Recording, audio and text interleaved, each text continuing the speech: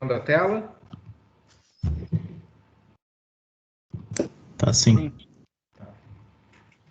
Então, boa tarde a todos. Obrigado pela presença. Eu sou o Marcelo Medeiros, né? Estou coordenando, então, esse curso, né, da Academia de Gestão de Recursos, né, que está sendo elaborado em parceria com a Itaú Asset pela Cogno Economics, né?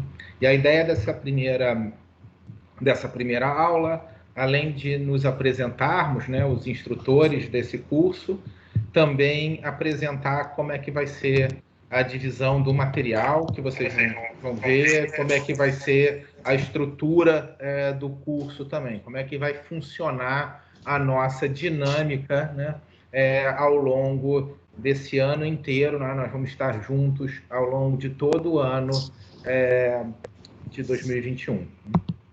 Então, o curso ele está dividido em 4 trilhas. Tá?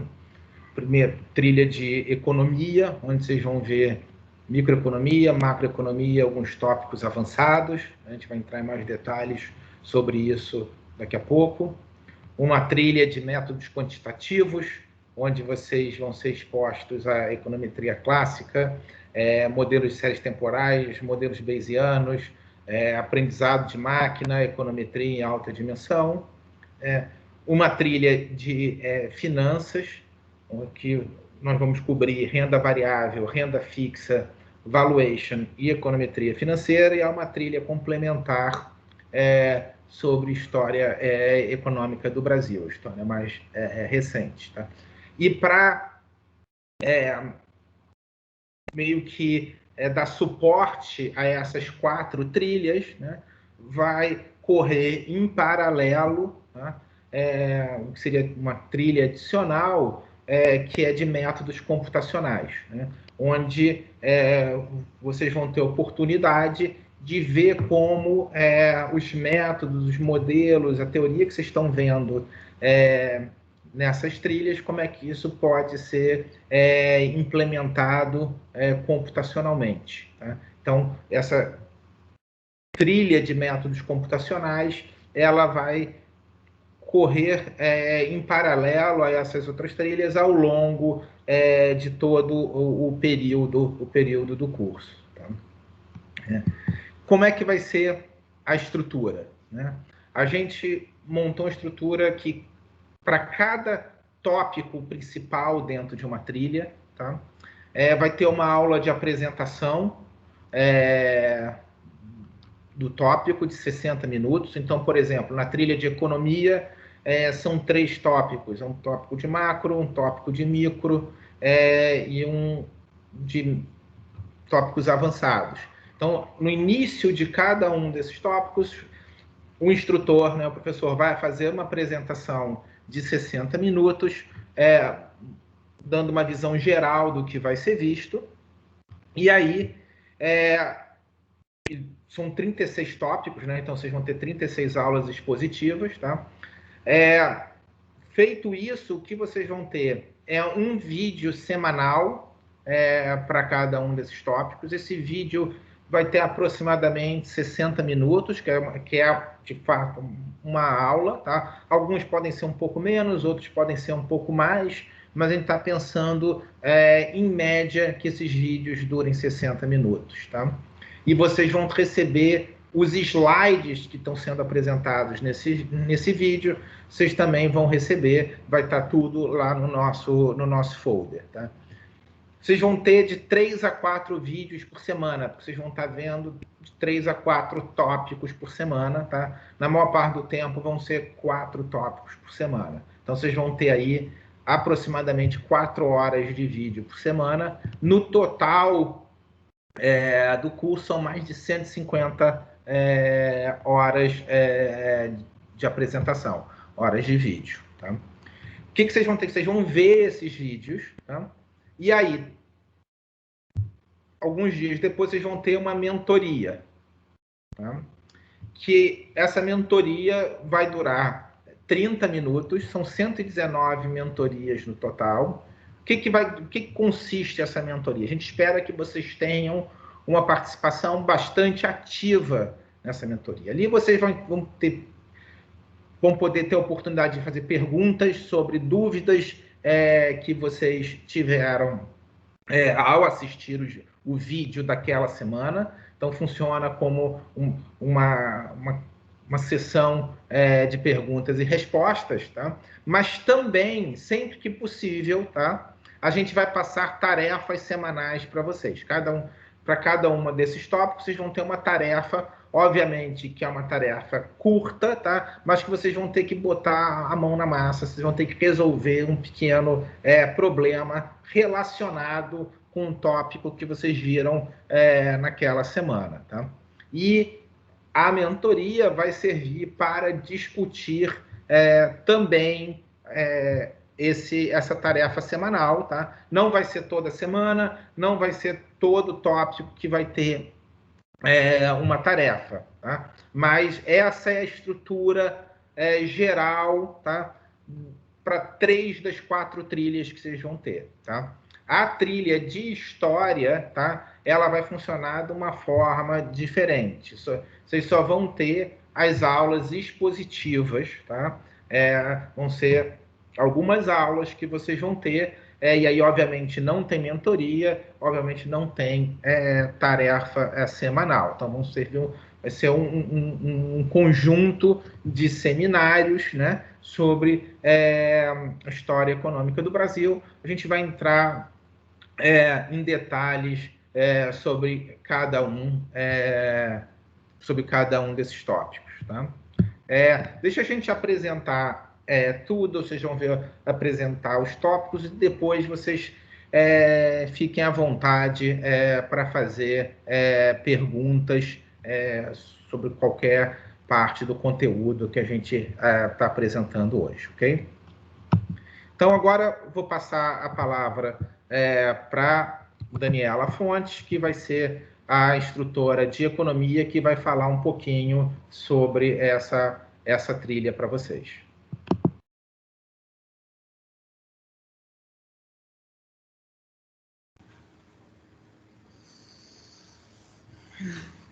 Bem, eu sou Daniela. Marcelo, você vai passando aí os slides? Tá. Bem, eu acho que essa questão de formação tal, a gente já se apresentou no outro encontro, então não vou falar muito disso. Só que eu sou professora da PUC, né? Dou aula lá de Introdução à Economia, Microeconomia, e o curso a parte de economia vai ser separada em 3 partes, né? Primeiro a gente vai ver microeconomia, depois macroeconomia e depois tópicos avançados. Na parte de micro e macroeconomia, eu estou montando um curso que dá bastante ênfase assim, nos conceitos, entendeu? Então, eu acho que a ideia é entender bem os conceitos micro e macroeconômicos, em vez de ficar na matemática, assim. Então, quer dizer, talvez a gente possa, e aí, obviamente, nas mentorias a gente vai conseguir ter essa troca e percebendo o que vocês estão achando do curso, o que vocês querem. Eu posso sempre dar leitura adicional ou dicas de exercícios matemáticos, se alguém quiser treinar a matemática do que está por trás. Só que a ideia é fazer eu fiz o curso baseado depois eu vou mandar a bibliografia para vocês, mas baseado num curso de introdução à economia do Krugman, que ele foca bastante nesses conceitos. A parte de micro é até um curso que está parecido com o curso que eu dou de introdução à economia na PUC, com a diferença de que é muito mais compacto, né? Então, é muito mais rápido.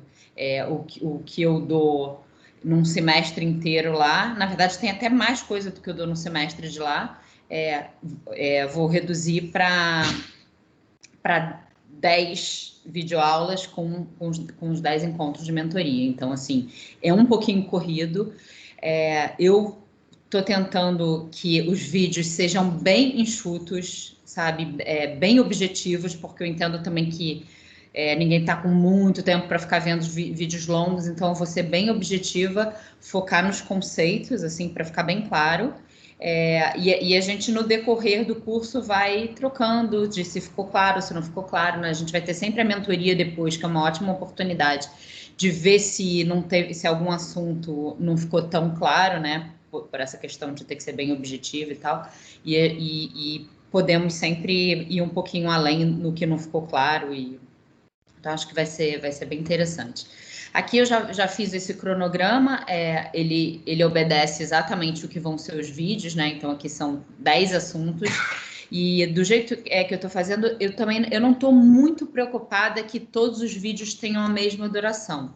Eu estou me preocupando que cada vídeo englobe um assunto. Então, eu estou fazendo por assunto. Então, alguns assuntos tem mais coisa para falar sobre aquele assunto, então provavelmente os vídeos vão ficar um pouquinho maiores, e aqueles que eu conseguir ser mais sintético, não tiver muito que se aprofundar, vão ser um pouco mais curtos. Então, não necessariamente todos os vídeos semanais vão ter o mesmo tempo, então não se assustem. Por exemplo, o primeiro, que é oferta e demanda, tem bastante coisa para falar, talvez ele fique um pouquinho maior, mas não achem que todos vão ser desse tamanho. Então, possivelmente mais para frente eu vou conseguir alguns vídeos um pouquinho mais curtos. Então, eu achei que como a gente tem essa flexibilidade de não ser como uma aula, né, na faculdade, tal, que você tem aquele horário de aula mais restrito, eu preferi focar no assunto e falar ali tudo que eu acho que é interessante sobre aquele assunto. Então, vou passar aqui, na primeira aula de micro, eu vou falar de novo desses assuntos, então eu não vou falar de cada um agora, mas aqui já estão esses 10 definidos de micro, vocês vão ter acesso a essa apresentação. Pode passar, Marcelo. Por favor. Os 10 de macro, né? E assim, óbvio que no decorrer dos assuntos, quando algum assunto interessar em especial o grupo, a gente pode ou reorganizar, ou falar um pouco mais dele, ou talvez gastar 2 mentorias num assunto e não fazer mentoria de outro. Isso a gente tem flexibilidade e a gente pode sempre ir conversando para que fique o mais interessante possível para todo mundo. Então, o curso de macro também é baseado no mesmo livro que eu estou usando para micro, né, que é a Introdução à Economia, do Krugman. Então, eu estou seguindo mais ou menos os capítulos do livro. Então, quem quiser, depois eu vou passar a referência certinho do livro, quem quiser ter o livro para ir acompanhando e ler. O livro conta muita história, assim, dá muito exemplo de tudo. Nas aulas eu estou sendo mais, como eu falei, mais sintética, então não estou contando tantos exemplos, estou falando mais mesmo dos conceitos. Então, quem tiver interesse por algum assunto especial e quiser saber mais, a gente também pode sempre conversar e eu passo outras referências para que, né, quem quiser se aprofundar em alguma coisa. E aí o terceiro, pode passar, Marcelo, que de tópicos mais avançados, aí sim, nessa parte eu vou usar matemática. Eu vou também falar dos conceitos, obviamente, mas quando eu entrar em cada um desses modelos, além de apresentar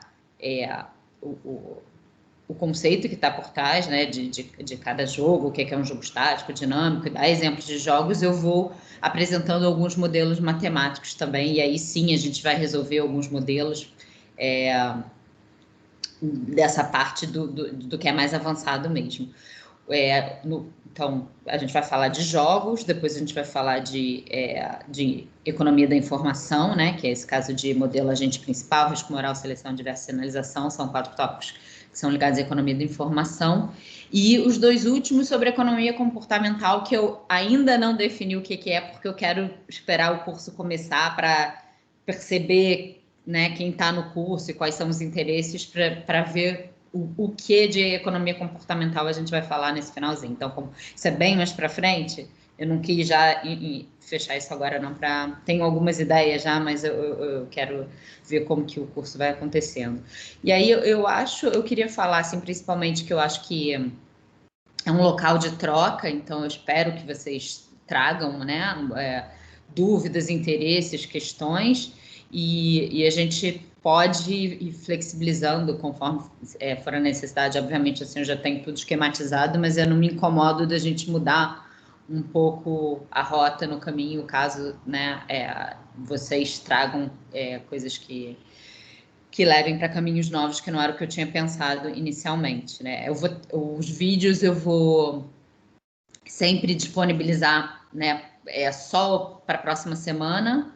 Isso também a gente pode rever, se for interesse, a gente posso tentar botar a cada 2 vídeos, porque também para dar alguma flexibilidade no horário, assim, eu entendo que todo mundo vai fazer esse curso trabalhando e trabalhando muito, então a gente vai acomodando. Só é muito importante que o vídeo seja assistido para a aula seguinte, porque quando a gente tiver um encontro, né, mentoria, que eu chamei de aula, mas é uma mentoria, vai ser totalmente baseado no vídeo. Então, quem não tiver assistido o vídeo não vai conseguir acompanhar, não vai conseguir participar. Então, isso é a única que eu acho que é essencial, é que o vídeo seja assistido e quando tiver alguma tarefa assim para fazer, não vou fazer tarefa em todas as aulas, mas quando tiver alguma coisa para fazer, que vocês tentem fazer, mesmo que não consigam, ou não deu tempo, ou não ficou tão perfeito como eu gostaria, tive que fazer meio correndo, não importa, mas é bom que vocês tentem para ter tido o contato com a tarefa para a gente poder trabalhar em cima dela na mentoria. Então, é só isso que eu queria falar. Depois vou passar também o meu e-mail, se alguém já tiver alguma dúvida desde agora, já quiser me escrever perguntando qualquer coisa, fique à vontade, pode mandar e-mail. Então, acho que é isso. Acabei falando mais do que eu ia falar, mas é isso.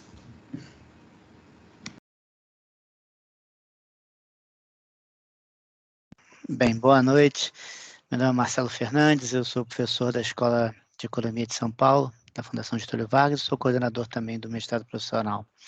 Então, eu vou falar um pouquinho sobre finanças durante o curso, e é basicamente um curso que segue a linha de investimentos, né, que seria o primeiro curso de apressamento de ativos na FGV, com um pedacinho a mais de valuation e um pedaço já um pouquinho mais robusto aí de econometria financeira. Então, a gente começa com renda variável, e ali não tem muito mistério, né? A gente vai seguir uns livros básicos de finanças, um Botkin e Marcus da vida. A gente começa com a arcabouço de média e variância, lá com Markowitz nos anos 50. Depois a gente vai pulando em 20 anos, né? Então, a gente passa 20 anos, vai para os anos 70 com o KPM, que é um modelo já em equilíbrio geral. Tipo, imagina que todo mundo segue esse arcabouço de média variância, como é que os preços deveriam ser determinados, né? Então, é isso que o modelo KPM faz, sobre uma série de premissas, né? E depois a gente vai tentando relaxar essas premissas e chega no modelo APT. Obviamente, como tudo na vida, existem prós e contras, né? Se você vai relaxando essas premissas do KPM, você tem que pagar de alguma forma por relaxar essas premissas, né? Então, o modelo APT não vai ser tão, se aplicar de forma tão geral quanto o modelo KPM. Aí eu volto um pouquinho para falar um pouquinho de eficiência de mercado, porque existe muita confusão aí acho que sobre eficiência de mercado, e o que eu vou tentar mostrar é que não é um problema muito interessante, tá? Os mercados são relativamente eficientes, mas obviamente existem algumas ineficiências que são rapidamente arbitradas pelos arbitrageiros, né? Quando a gente fala sobre eficiência, previsibilidade é a primeira coisa que vem na cabeça, então eu vou mostrar essa diferença em eficiência de mercado e previsibilidade, mostrar que previsibilidade não tem nada a ver com eficiência de mercado, você pode ter um mercado eficiente e com previsibilidade, né? E aí, quando eu falar sobre previsibilidade, eu vou mostrar certos padrões, é quase que uma aula de análise de dados, né? Vou mostrar certos padrões nos retornos ativos que vai me levar a falar um pouquinho sobre risco informacional, sobre liquidez, sobre, se quiser de modo mais geral, microestruturas do mercado financeiro, que é mais a minha área de pesquisa. Essa primeira parte toda, até risco informacional, na verdade, é praticamente sobre retorno, né? A gente fala muito sobre retorno, né? E é engraçado, porque quando a gente pensa na área, a área se chama apressamento de ativos. Deveria falar sobre preço. Então, a primeira aula que a gente vai falar sobre preço é a aula sobre o valor presente, né? Então, a gente vai falar um pouquinho de modelos de valor presente, talvez a gente consiga chegar a um modelinho um pouquinho mais geral, seguindo um pouquinho aí a tradição do modelo KPM, com beta de mercado, só que aqui com beta bom e um beta ruim. E aí a gente passa para opções. Eu não vou ter muito tempo para falar de derivativos, né? Desculpa, não opções, mas derivativos. Vou falar muito rapidamente. Vou utilizar um modelo de árvore binomial apenas. Não vou entrar em cálculo estocástico. Vai ser super simplesinho, tá? Mais para trazer um pouquinho da intuição de opções. E com isso eu dou por dado a parte de renda variável. E aí eu começo com a parte de renda fixa, que segue mais ou menos a mesma linha, né? Na linha de renda variável, a gente tem duas tarefas sempre que a gente analisa alguma coisa. A gente tem que analisar retornos e temos que analisar tipo retorno e risco, né? Então, aqui o que a gente vai fazer é fazer a mesma coisa com renda fixa. Vamos olhar retorno e vamos olhar, ou precificação, né? E olhar a parte de risco. Então, a gente começa com curva de juros, fazendo precificação, como extrair a curva de juros, né? A gente vai um pouquinho e olha modelos fatoriais para a curva de juros, que sejam embasados em indicadores macroeconômicos. Eu vou falar rapidamente sobre swap, que com a curva de juros a gente já consegue fazer precificação de swap, que talvez seja o derivativo mais importante de renda fixa, né? Para cash management é super usado, a curva de juros brasileira praticamente vem de swap DI. Aí depois de fazer essa parte de precificação, de como fazer uma aderência, uma boa modelagem da curva de juros, eu passo para a parte de risco. Tá? Começo simplesinho, falando de duração e convexidade, e depois eu entro na parte de fatores de risco, a gente olha tanto para nível, inclinação e curvatura, né? Um modelo um pouquinho mais complicado, você pensar o modelo de duração, né, para risco de juros, ele basicamente essencialmente, ele está controlando apenas pelo risco de nível. E a gente olha para esses riscos de inclinação e curvatura, que são exatamente os três fatores que a gente utiliza para fazer a modelagem da curva de juros. Novamente, a gente volta com fatores macroeconômicos dentro da curva de juros, modelando cada um desses fatores, nível, inclinação e curvatura, como função de variáveis macroeconômicas. Inclusive, esse vai ser um dos cases que a gente vai analisar em renda fixa. E, por último, a gente fala rapidamente de derivativos de juros. Não vou fazer uma abordagem muito longa, daria para dedicar um curso inteiro a derivativos de juros, né? Então, vou fazer apenas uma modelagem com árvore binomial também, super simples, só para dar uma intuição de como é que funcionam essas coisas. Passando renda fixa, eu falo sobre valuation. Valuation, em geral, né, no mercado financeiro é múltiplos, múltiplos e múltiplos, né?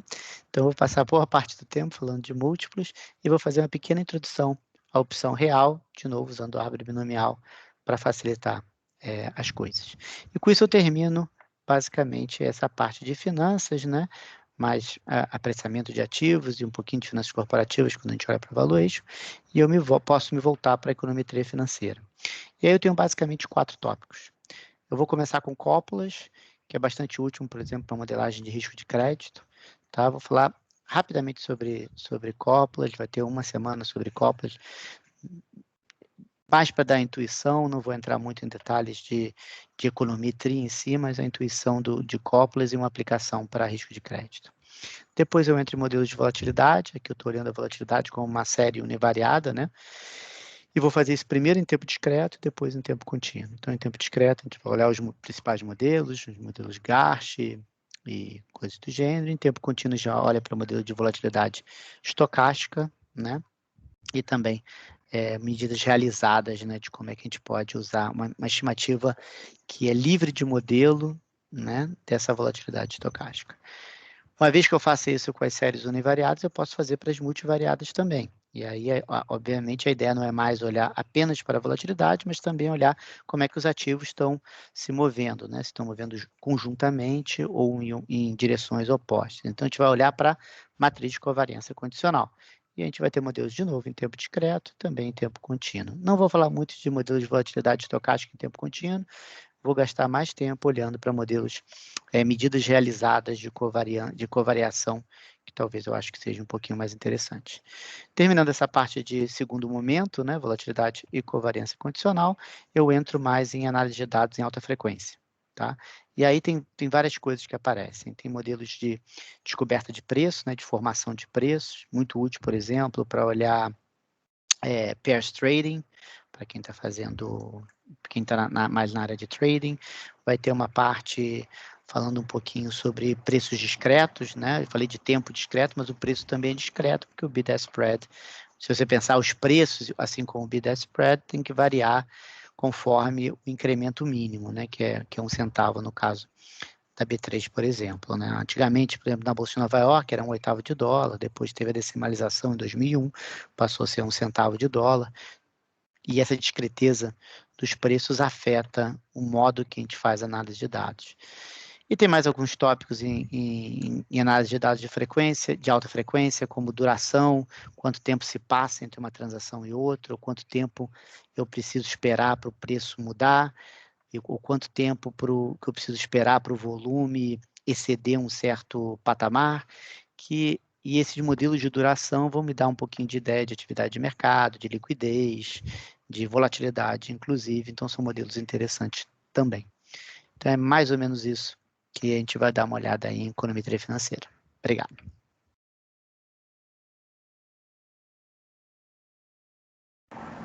Bom, boa noite, eu sou Pedro Souza, sou professor da Universidade de Warwick, aqui no Reino Unido. Eu queria apresentar aqui o que a gente vai fazer no primeiro módulo do Métodos Quantitativos. Quando a gente falar de econometria, Marcelo, poder passar o próximo slide. A gente vai primeiro começar... Bom, primeiro eu vou colocar uma introdução, isso já vai ser na aula introdutória, que vai ser muito mais uma aula já vamos começar direto, porque a gente tem uma agenda aqui bastante ambiciosa num tempo curto. E eu vou começar definindo os principais tipos de dados, a gente vai definir o que é uma regressão linear, colocando os arcabouços fundamentais a partir dos quais a gente pode construir.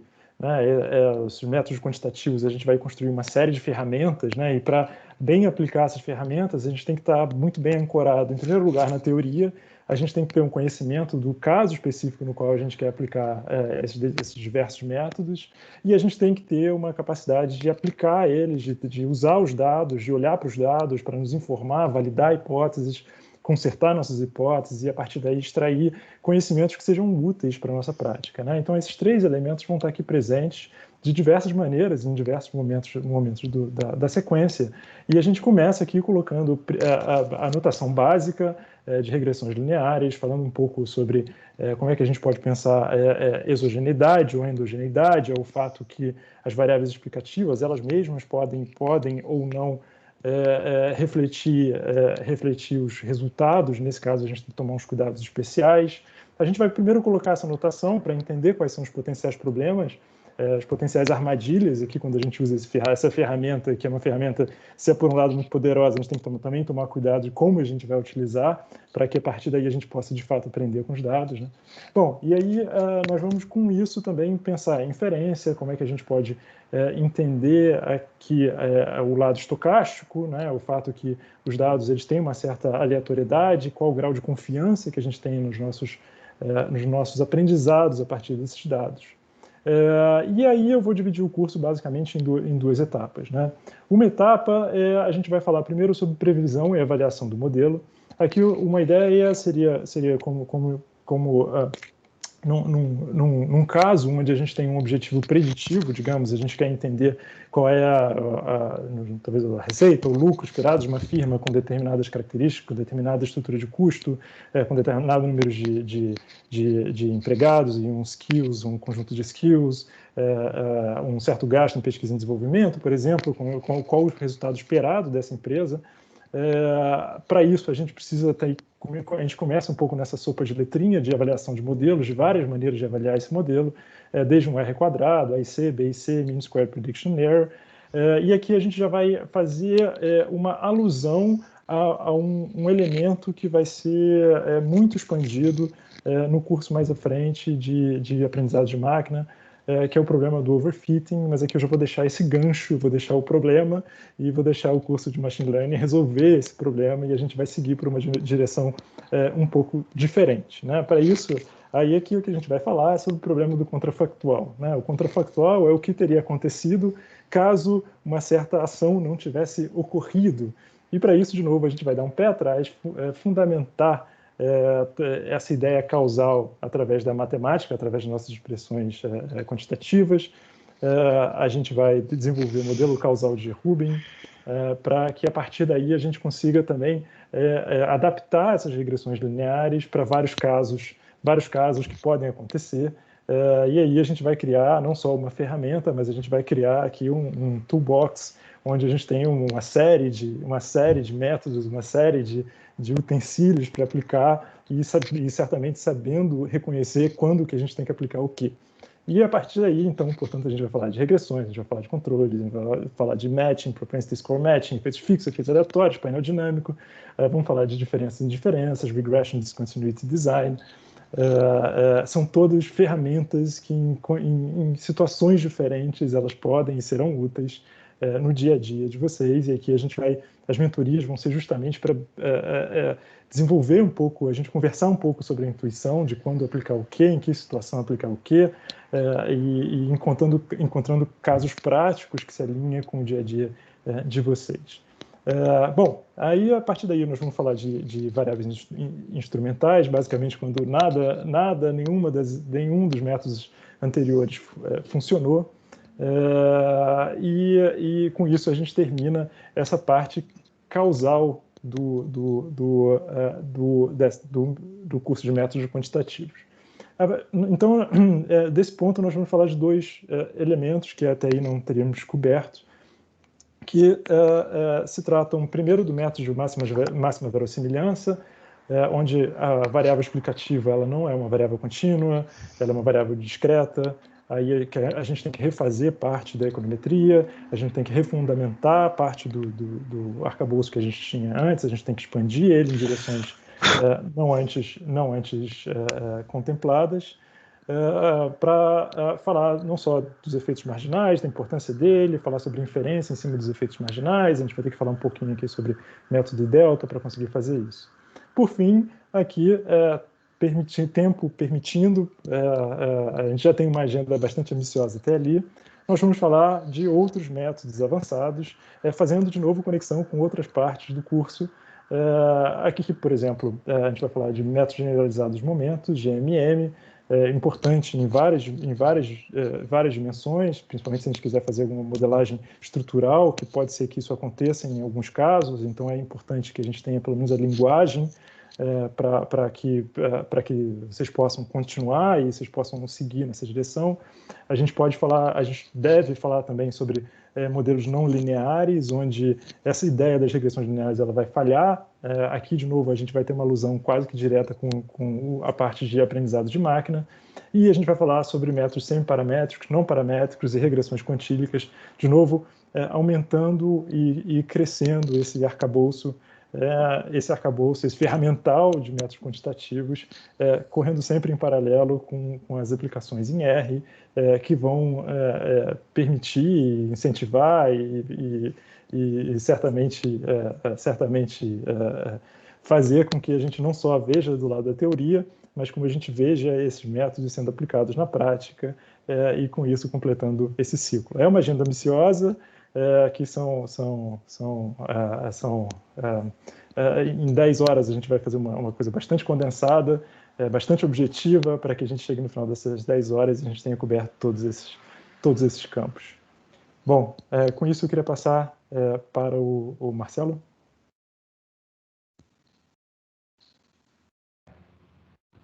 Ok, bem, eu sou Marcelo Medeiros, sou professor titular do Departamento de Economia da PUC, né? E eu vou ficar responsável por duas partes nesse curso, parte de séries temporais e a parte de aprendizado por máquinas. A parte de aprendizado por máquinas é uma parte relativamente extensa, com vários subtópicos, né? Então, a primeira parte, né, vai ser de séries temporais, que é uma evolução natural do curso de econometria que vocês viram com o Pedro, né? Vocês vão ver basicamente dados com Pedro, vocês vão ver dados numa cross-section, né? Uma fotografia estática do tempo.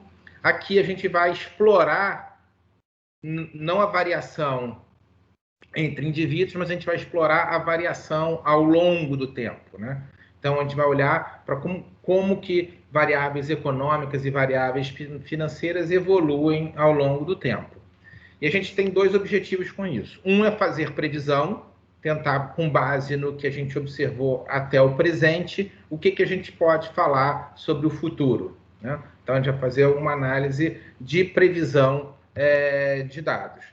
E também pode querer ter uma explicação, quer dizer, olhar como as variáveis se comportaram, qual a relação entre as variáveis, como diferentes variáveis econômicas, elas interagem, né? Qual é a relação entre essas variáveis, né? E vai aqui poder fazer um monte de alusão à parte que foi vista em economia, principalmente a parte de macro, né? Os modelos macro. Né? Depois a gente vai falar também de modelos estatísticos, né? Puramente estatísticos, né? Os modelos ARMA, e um pouco de regressão dinâmica. Isso quando a gente estiver olhando para uma única variável.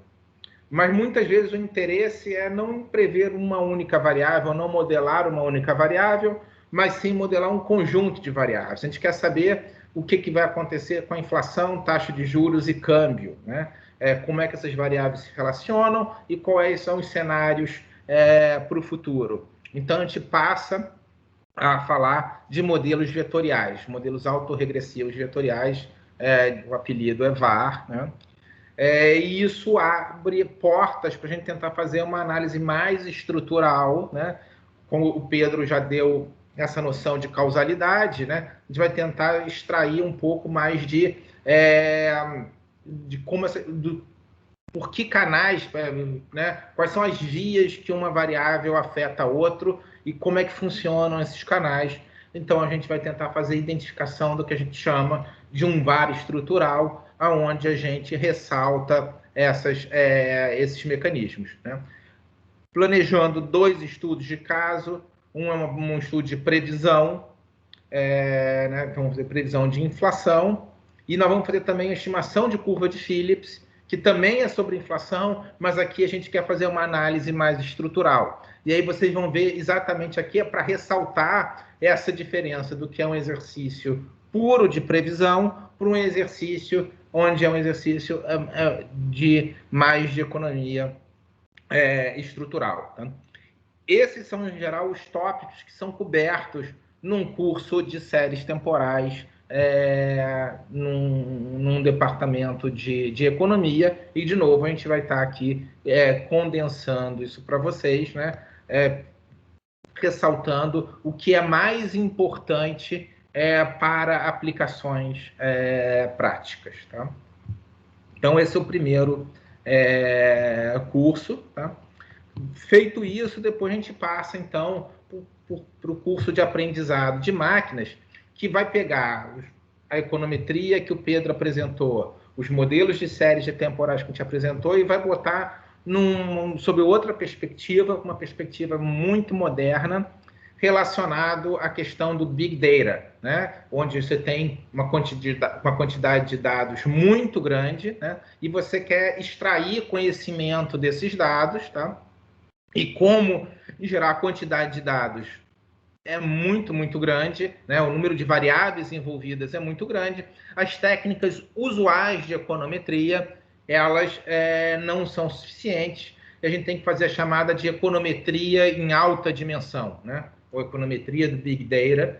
Então, a gente vai pegar uma parte do curso bem moderna, tá? Onde a gente vai olhar para a regressão penalizada, né? Alguns de vocês já devem ter ouvido falar nesses modelos, né? Depois a gente vai falar sobre bagging boosting, que são técnicas de combinação de modelos. Vai para modelos não lineares, redes neurais, árvores de regressão. Tá? Aqui um ponto importante, acho que muitos de vocês podem ter vindo de curso de engenharia. Eu sou engenheiro. Tá? A perspectiva que a gente vai dar aqui não é a perspectiva tradicional desses métodos que muitos de vocês podem ter vistos em cursos de ciência da computação, de engenharia de computação e outras engenharias. Tá? A gente vai dar uma perspectiva estatística sobre esses modelos. Né? Então, aqui ninguém não vai usar muito termos como inteligência artificial ou que redes neurais são modelos de funcionamento do cérebro humano. A gente não vai por essa linha, a gente vai para uma linha muito mais estatística, encarando esses modelos como modelos não paramétricos, como os que o Pedro vai ter apresentado para vocês. Então, a ideia aqui é exatamente pegar o gancho, né, deixado pelo Pedro, e expandir isso para uma classe muito mais geral de modelos. Depois a gente vai falar de redução de dimensionalidade, como é que basicamente a gente transforma Big Data em Small Data. Tá? E aí fala sobre não só a previsão, mas vai falar sobre classificação, algoritmos de clusterização. Tá? Depois, o penúltimo tópico é um tópico de causalidade, onde a gente vai pegar, de novo, tudo que o Pedro mencionou no curso de econometria, que eu mencionei no curso de séries temporais, e falar aqui como é que a gente acha, pode fazer inferência causal, né? Nesse ambiente muito rico em dados, nesse ambiente de muita flexibilidade, né? O que o aprendizado de máquinas pode nos ajudar para que nós consigamos estabelecer, né, identificar relações de causalidade entre variáveis de interesse. Tá? E aí, isso termina basicamente um grande bloco, né? E aí, por fim, vem processamento natural de linguagem, que é trabalhar com dado textual. Essa é a mais nova sensação do momento, como dados de texto, dados não estruturados, dados de texto, dados de vídeo, redes sociais, como é que esses dados, aquele dado que não vem pronto em planilha Excel, como é que isso pode ser usado na tomada de decisão? Aí eu vou aqui fazer um link com aplicações em apressamento de ativos, em previsão, em análise, por exemplo, de atas do Copom, para entender um pouquinho o comportamento da taxa de juros. Enfim, tem uma série de aplicações. Tá? Esses são os grandes tópicos, porque o material é tão extenso, cada tópico desse daqui, cada linha desse slide aqui, vai ser desmembrado em várias outras, em outros subtópicos. Então, talvez é a parte que vai demandar mais horas desse curso, né? É a parte que tem muito material aqui, muito importante que vocês botem a mão na massa. Tá? E aí aqui a gente vai revisitar vários dos outros cases, um case de finanças, o case de macro, né? À luz dos métodos de aprendizado de máquina. Então aqui vocês vão ter uma oportunidade de rever alguns cases, alguns estudos de caso, né, sobre essa perspectiva moderna de machine learning. Tá? Então, com isso, eu passo agora a palavra para o Eduardo Mendes. Bom, boa noite a todo mundo. Eu sou professor da Escola de Matemática da FGV e acho que eu sou o menos economista aqui de todos, mas eu trabalhei um bom tempo com econometria bayesiana na Austrália, e é isso que eu vou falar aqui. Eu vou falar sobre métodos bayesianos. Para falar de métodos bayesianos, o ponto principal é mudar a perspectiva que nós entendemos probabilidade. Nós entendemos probabilidade de um ponto de vista frequentista. Existe uma realidade universal e nós vemos sorteios dessa realidade universal. Nós sabemos que a probabilidade de uma moeda da cara ou coroa é meio. Então, em estatística, nós observamos uma realização de uma série e nós queremos inferir sobre esse parâmetro universal. Em inferência bayesiana, nós entendemos a probabilidade em um sistema de crenças. O que eu quero dizer com isso? Quero dizer que a probabilidade, ela mapeia a minha crença subjetiva sobre um parâmetro. Então, no caso do lançamento de moeda, eu posso dizer que eu tenho uma crença que está próximo de meio. Olha, está entre 0,3 e 0,7. E aí, à medida que eu vou obtendo novas informações, eu vou atualizando a minha crença. Então, essa é uma diferença muito fundamental sobre todo o desenvolvimento estatístico e metodológico que é feito até esse ponto, em termos de métodos quantitativos. A partir daí, eu vou fazer ligações, como é que eu faço inferência nisso? Se eu estou atualizando minha crença, eu preciso utilizar a teoria da decisão para atualizar minha crença, e tudo isso tem a ver com os fundamentos da inferência bayesiana. A partir daí, eu vou evoluir para um modelo simples, que é o modelo de regressão linear bayesiana, para vocês olharem um contraponto com o que o Pedro e o Marcelo vão falar nos cursos deles. Por exemplo, o Pedro já vai falar de regressão, vai falar bastante coisa de regressão de um ponto de vista frequentista, eu vou trazer isso para o lado bayesiano, o Marcelo vai falar de regularização, eu vou mostrar também que a regressão bayesiana é uma maneira natural de induzir uma regularização. Depois, nós vamos falar sobre um segundo pilar super importante de inferência bayesiana. Primeiro, esse entendimento do que nós estamos fazendo, que é a atualização de crenças. O segundo é a computação bayesiana, né? A computação bayesiana, a inferência bayesiana, ela teve uma explosão, ela vem recebendo bastante atenção por causa do crescimento computacional. A mesma coisa que impulsionou métodos de machine learning e redes neurais é o que impulsionou a evolução da inferência bayesiana, que é métodos computacionais. São computadores potentes e algoritmos que são paralelizáveis para poder executar a inferência bayesiana em tempo hábil. Então, vamos focar uma aula inteira dizendo os métodos principais. Obviamente, eu vou focar nos métodos principais, no entendimento dos métodos e alguns algoritmos. Eu não quero fazer muitas contas, as contas elas são contas monótonas, mas é importante que vocês entendam como o algoritmo funciona. Isso aí é importante para não fazer alguma besteira na própria interpretação do resultado, o que você está lendo. Depois, finalmente, eu vou inspirar tanto em séries temporais quanto um pouco em finanças para falar de modelos dinâmicos, e eu vou colocar eles em um formato de espaços de estados e um modelo VAR, mas agora de um ponto de vista bayesiano. Né? Nós vamos ver que algumas decisões que eu preciso tomar, né? Eu estou agora definindo uma crença em cima de um espaço de parâmetros, elas são triviais. Como é que eu defino uma crença em 70, 80 parâmetros? Né? Eu realmente consigo fazer isso? Então, esse é o tipo de discussão que eu quero trazer para essa parte do VAR bayesiano. Naturalmente, nós vamos desenvolver cases em paralelo. Eu quero ver exatamente o case ainda, não fechei, justamente para ver o viés aí da turma. Mas curva de juros e curva de Phillips, naturalmente, são os candidatos mais naturais. O curso, objetivamente, ele tem como objetivo você entender os princípios de inferência bayesiana, identificar a elicitais priores, que é a sua crença inicial, utilizar modelagem bayesiana em problemas econométricos de forma geral, daí a escolha desses modelos. Eu, obviamente, poderia escolher outra seleção grande de modelos, e principalmente entender os algoritmos e a interpretação do resultado, né? Como é que eu olho para um algoritmo, para um resultado, e eu consigo dizer se isso é razoável ou não? Como é que você traz isso para o dia a dia de vocês?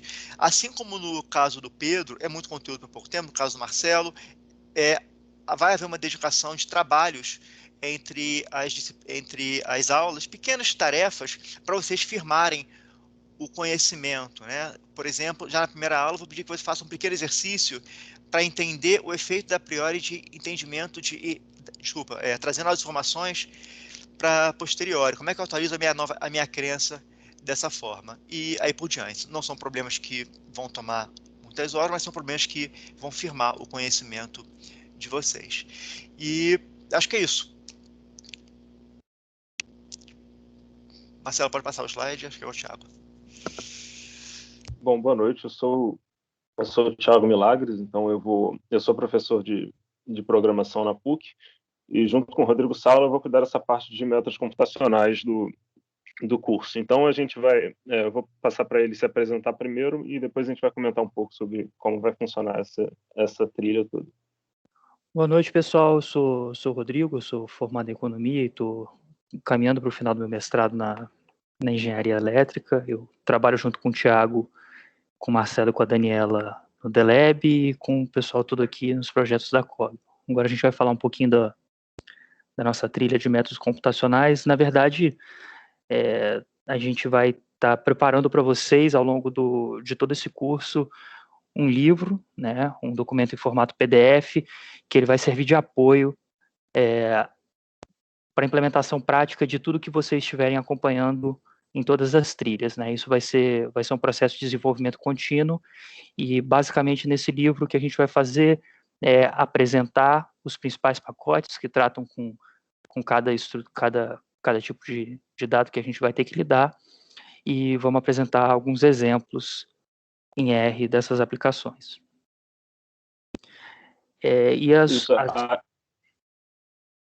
A ideia de organizar nesse formato de livro é que primeiro a gente tem uma parte toda, a gente sabe que todos têm alguma prática com programação, mas não necessariamente em R. A gente aqui vai focar principalmente em R, porque para alguns dos modelos estatísticos é a linguagem mais adequada. Então, a gente tem toda uma parte básica no livro de fundamentos de R, como fazer operações básicas em R que são necessárias para os capítulos mais avançados. E depois a gente vai ter um capítulo para cada uma das trilhas teóricas que vocês forem ver. E junto com isso, a gente vai estruturar as mentorias com antecedência. A gente vai passar para vocês alguns exercícios, né, de aplicação, e as mentorias vão servir para a gente resolver esses exercícios, apresentar como a gente teria resolvido isso, discutir outras possíveis formas de resolver e também tirar dúvidas gerais sobre o R. Né?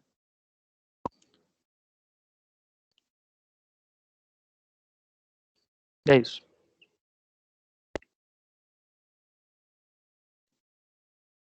Marcelo, você está mudo, Marcelo. Você está mudo, Marcelo.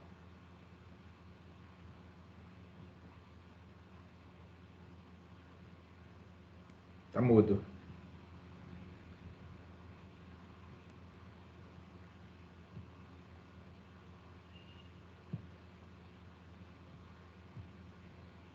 Alô? Agora? Pronto. Agora estamos te ouvindo. Tudo bem? Tudo. Há uma inflação de Marcelos, né? São pelo menos 3.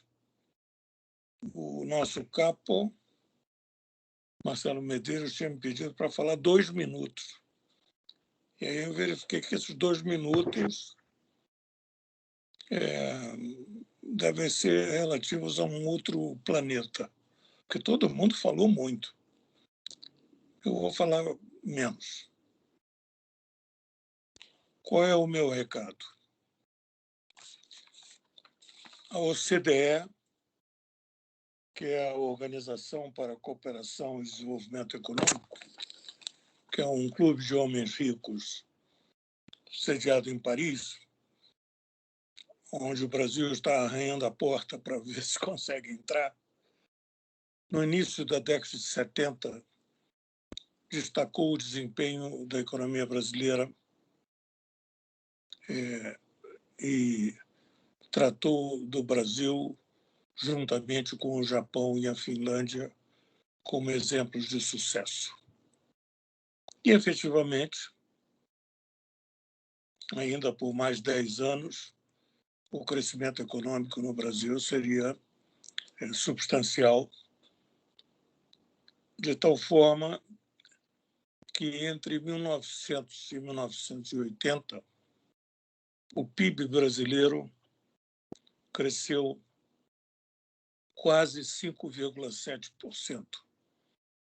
A população brasileira crescia mais do que cresce hoje, 2,4%. Mas, mesmo assim, o desempenho foi quase espetacular.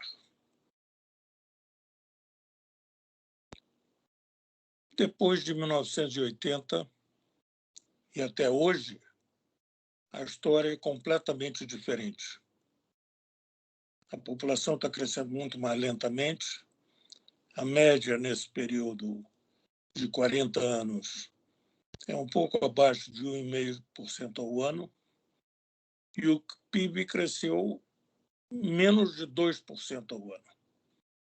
De tal forma que o PIB per capita, no primeiro período, cresceu 3,2% ao ano, que é altamente respeitável, mas apenas 0,5% ao ano nos últimos 20 anos. O Brasil mais recente, portanto, é, além de desigual, uma economia estagnada. E, além disso, com uma macroeconomia vulnerável. O que é mesmo que deu errado depois de um início que parecia promissor? Essa é a ideia dessas conferências. Examinar quais as razões para que um quadro que parecia promissor se tenha transformado num quadro preocupante. Bom, morreremos de preocupação, porque, além disso, existem outras dificuldades que eu abordarei durante as minhas aulas. Aí agora, falando um pouco do que foi postado, é preciso examinar as raízes. Algumas pessoas acham muito chato examinar as raízes, mas sem examinar as raízes, a gente não entende quais são os problemas brasileiros. Temporariamente, nesse período da República pré-1980, de alguma forma, essas dificuldades foram superadas. Mas agora nós estamos mergulhados em problemas que estavam anunciados previamente. Então, o que eu vou fazer vai ser uma coisa muito arroz com feijão. Vou tratar da herança pré-republicana, vou tratar de como o Brasil reagiu à Grande Depressão, vou tratar de como o Brasil, está faltando um 9 ali, como o Brasil calcou a sua estratégia econômica em alta proteção e alta intervenção do Estado entre 1945 e 1964. Acho que tem uns erros que não são meus. Depois vou tratar do regime militar. Enquanto isso, a economia brasileira crescia. Mas em 1980 começou a ratear. E a década de 80 foi uma década de relativo abandono dessas crenças quase religiosas na proteção e na intervenção do Estado. E, além disso, com a crise da dívida externa e com a persistência da inflação e a descoberta que correção monetária era um bicho que tinha duas cabeças, uma do bem e outra do mal, a inflação aumentou significativamente. Em meados da década de 90, essa situação foi, de alguma forma, equacionada e algumas reformas foram realizadas.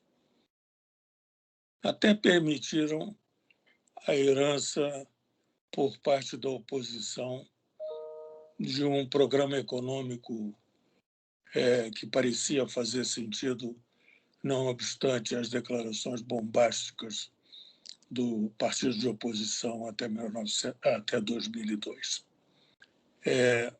Daí até o governo Bolsonaro, estamos falando de voos de galinha, que tem dois eixos.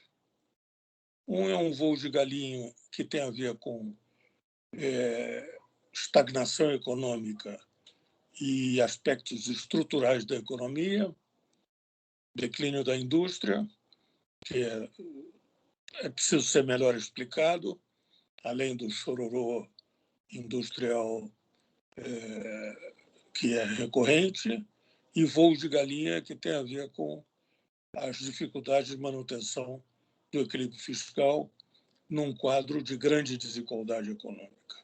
E, finalmente, para que não bastasse, estamos estagnados, não encontramos a fórmula do crescimento do passado, e, além disso, houve um desvio do combate à corrupção em relação às expectativas quando comparadas à experiência internacional.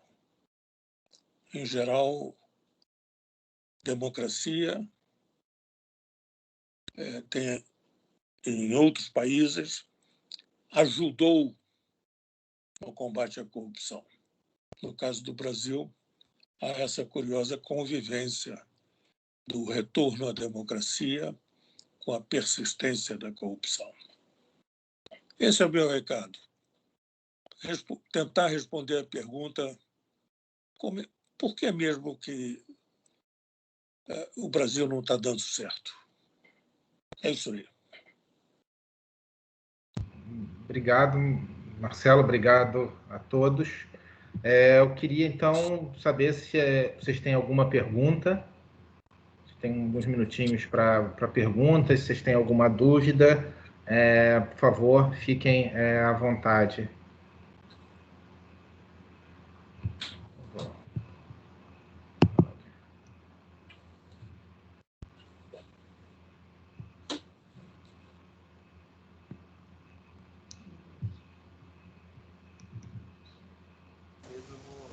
Oi, Marcelo, tudo bom? Tudo bem. É uma dúvida de Eduardo, do Raguenet. Eu tô com uma dúvida de um ponto mais prático. Eu vi que eu já recebi alguns invites aqui no e-mail para acessar as aulas e as mentorias. Vai se dar dessa maneira, né? Deve mandar as outras, os próximos invites aqui no Outlook e a gente faz a conexão sempre dessa maneira. Seria isso mesmo, né? Só para saber se eu tô perdendo alguma informação, algum link. Não. Exatamente, assim, Maravilha. Exatamente dessa forma.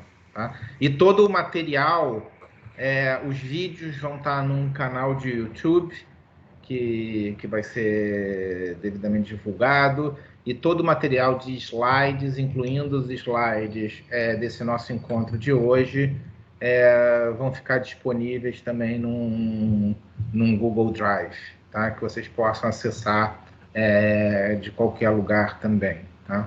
Então, todo o material vai estar nessas duas, nessa foto. Então, ali não só os slides, mas qualquer material de apoio, né, vai estar nesse folder.